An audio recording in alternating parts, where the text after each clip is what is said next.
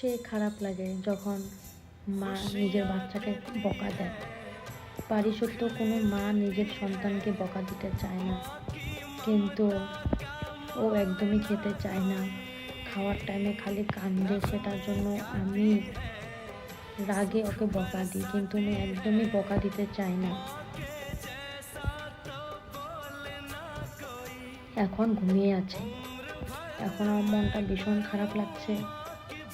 কালকেও ওকে আমি বকা দিয়েছি খাওয়ার টাইমে, আজকেও জানি না কেন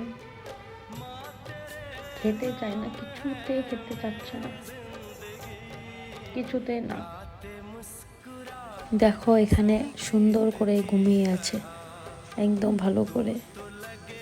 রাগের মাথায় আমি উল্টা পুল্টা কথা আমি ওকে বলে দিই, কিন্তু পরে সে খারাপ লাগে, ওর জন্য সে খারাপ লাগে।